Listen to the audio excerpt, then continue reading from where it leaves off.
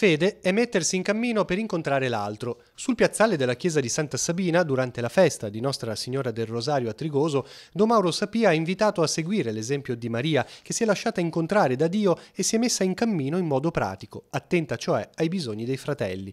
Per lei l'ascolto della parola è diventata concretezza, farsi prossima, carità e attenzione. D'altra parte la fede, ha detto Don Sapia, non è astratta, non va relegata in chiesa, ma si accorge del bisogno dell'altro. Come Maria ha spiegato, ogni volta che ci facciamo accoglienti generiamo Dio. Di qui la domanda: ci lasciamo incontrare dal Signore?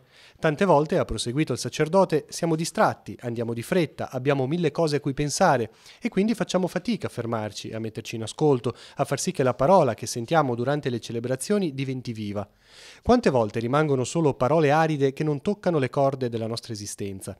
Eppure Dio si fa incontro a noi in tanti modi, ha aggiunto Don Mauro Sapia, si rivela sulla nostra strada e parla al nostro cuore.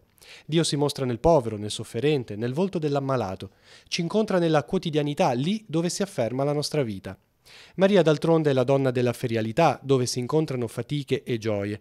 Secondo il sacerdote, la vita di tutti i giorni è lo spazio di incontro con Dio. Non occorre cercare lo straordinario per realizzare se stessi. La fatica più grande, infatti, è rendere straordinario l'ordinario, sapendo che il Signore ci guida e non ci abbandona.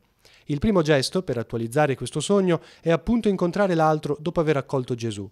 In fondo, ha concluso la riflessione Don Sapia, l'immagine di Nostra Signora del Rosario portata in processione è bella e concreta allo stesso tempo. La Vergine tende il bimbo come a volerlo donare, come se volesse dire: accoglietelo, Gesù c'è, non vi abbandonerà.